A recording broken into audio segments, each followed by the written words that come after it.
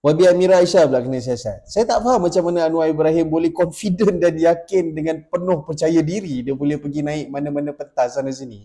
Dan dia cakap dia nak lawan rasuah. Sedangkan bila YB Amira Aisyah pergi ke perhimpunan undur Azam Baki dan dia cakap benda-benda ni, Dato' Seri Anwar Ibrahim dah tak boleh nak naik pentas, nak kata kita kena lawan rasuah. Bila yang ada yang memegang SPRM sendiri tidak pernah ada siasatan telus ke atas kesnya. Kerajaan hari ini kata mereka nak tolak rasuah.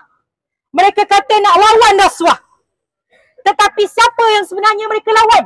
Saya tahu di sini ada juga mahasiswa yang terlibat sama dengan gempur rasuah di Sabah. Mereka nak lawan rasuah tetapi mereka yang disiasat. Yang perasuah apa yang jadi? Apa jadi? Dapat makan. Tak ada apa-apa jadi pada mereka. Alasan yang diberikan apa? Alasan tak masuk akal. Alasan seperti mereka nak perbodohkan rakyat. Mereka kata video tu tak boleh guna sebab video itu ada editing. Kemudian Latifah Koya kata tak apa, kita bagi video original yang tak ada suntingan. Tapi apa tindakan seterusnya? Ada kita dengar tindakan yang diambil ke atas pelaku-pelaku rasuah di Sabah.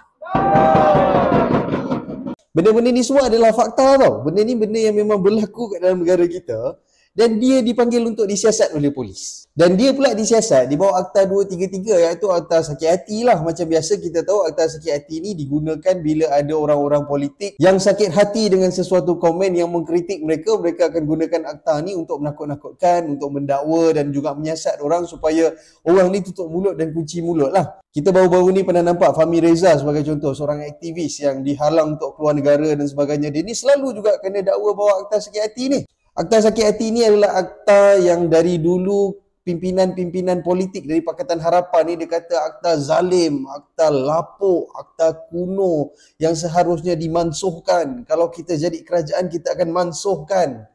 Hari ini mereka kerajaan dan berapa ramai orang yang mereka dakwa menggunakan akta ini. Dan kali ini mereka siasat YB Amira Aisyah di bawah akta ini juga. Apa yang YB Amira cakap tak ada salah. Betul, memang semua orang-orang perasuhan ni tak disiasat. Siap ada yang dibebaskan lagi dari pertuduhan-pertuduhan. Dia tak sebut lagi pasal Zahid Ramidi yang 47 pertuduhan semua dilucutkan dan dihapuskan macam tu saja. Jadi lepas ni kalau Anwar Ibrahim naik mana-mana pentas dan dia kata dia nak lawan perasuah, kita bu je lah ramai-ramai sebab tak masuk akal. Kita tengok daripada penubuhan kerajaan ni sampai sekarang. Dia kata dia nak lawan rasuah.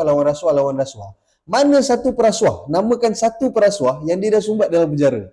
Tak ada. Yang kita dapat daripada awal penubuhan kerajaan ini adalah lantikan semula Azam Baki yang kita tahu dia ni bermasalah. Kita nampak kes-kes rasuah yang tidak disiasat. Dan kita nampak perasuah-perasuah yang senang lenang duduk dalam kerajaan dan menikmati hasil-hasil rasuah mereka. Dan pada masa yang sama kita nampak juga orang-orang yang melawan rasuah disiasat seperti YB Amira kena siasat sekarang. Ada aktivis kena siasat, ada mahasiswa kena siasat. Ini semua sebab melawan perasuah. Saya tahu rakyat Malaysia tak bodoh. Saya tahu rakyat Malaysia menyaksikan benda ni semua dengan nyata dan rakyat Malaysia akan ingat bila pilihan raya akan datang, bila mereka datang dan meminta undi dan menaburkan janji kepada rakyat Malaysia, itulah masa rakyat Malaysia nak menghukum mereka yang menipu kita dan sentiasa mencuba untuk menakut-nakutkan rakyat dan menakut-nakutkan pengkritik-pengkritik kerajaan daripada bersuara dan menegakkan hak demokrasi kita. Ini negara demokrasi, rakyat Malaysia bukan rakyat yang takut. Kita harus terus bersuara melawan rasuah. Kita harus terus bersuara untuk menegakkan hak kita sebagai rakyat Malaysia.